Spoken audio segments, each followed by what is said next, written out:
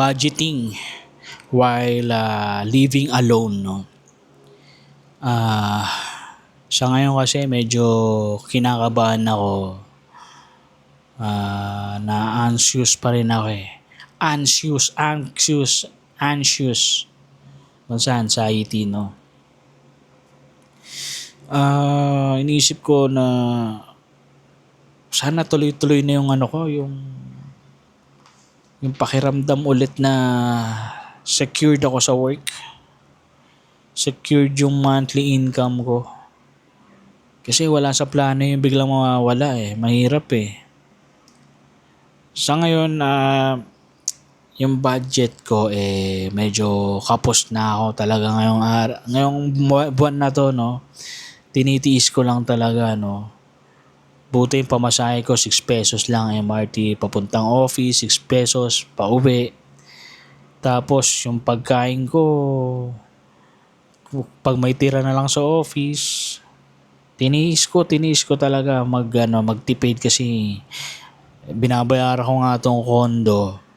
Nagbabayad ako ng kuryente, ng tubig, ng condo juice. Tapos yung wifi na naglo-load pa ako eh. Wala akong wifi dito. Naglo-load lang ako ng Only eh.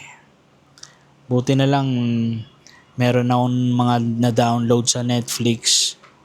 Kaya nanonood na ako ng Netflix dito sa bahay, no, kahit walang wifi. Tapos pag may time, nagbablog ako. Saka talagang sobrang tipid ko dito, guys, kasi bold na imbis na mag-aircon ako, nag-electric fan lang. Tapos naliligo pa rin ako kasi sobrang init eh. Hindi ko naman tinitipid yung tubig kasi kailangan naman talaga maligo, no. 2 beses ako maligo kasi sobrang init sa gabi. Sa umaga, papasok ko, syempre kailangan maligo, ganyan. So, kailangan ko mag-budget ng matindi. Hindi ko alam kung kaya kong gawin to buwan-buwan. At sana maging maayos na lahat kasi kasi ang hirap, no, pag nawalan ako ng work, maghahanap ako ng work, paano ko maayos to? Papaupa ko talaga tong condo, no, bed space ko to ng 3 para mabayaran yung monthly nito. Hindi ko pa siya kaya pa Airbnb kasi pa to eh. Marami pa akong kulang na gamit dito eh. Wala pang bed frame. Wala akong TV. Wala akong tables and chairs. Shoe rack, dish rack. Ano pa ba? Wala pang mga salamin. Map, wala pa ako. Marami akong kulang dito para mapa-Airbnb ko to eh. Wi-Fi, hindi pa nga nakakabit. So, medyo mahirap, no, para sa akin, no. Sana maging maayos na. At yun nga, magiging work from home na ako. Wala na kaming office. Kaya dito na rin ako. So, imposible ko talaga mapa-Airbnb to, no. Pwedeng bed space 2 kasi 3 lang pwedeng tumira sa studio unit eh. So yun, baka magpa-bed space ako dito ng 2 at impipiliin ko siguro yung mga night shift lang.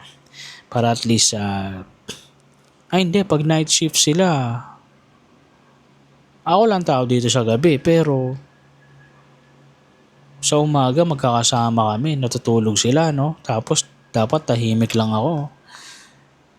Oo nga, no? So dapat pala pipiliin ko yung mga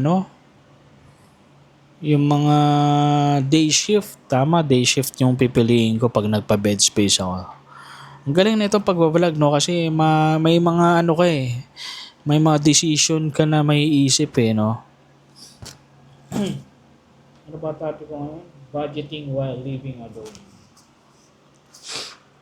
Yun nga, yung pagbabudget, no? Mahirap to, guys, Mahirap tong pinasok ko, pero pag nalagpasan ko to, hindi ko na kailangan mag-work. Meron naman akong paparating na pera next month. Parang 160k lang yun, no? Pero malaking tulong siya. Makakaluwag-luwag ako kahit papaano. Bala ko na rin kasi yung motor ko ano ko na lang, pabiyahe ko, no? Angkas, move it, joyride. Baka may kilala ko yung driver dyan na walang motor, no? Ano ko na lang. Yun lang siguro. Sa ngayon, no? Budgeting while living alone, no? Next time ulit, okay?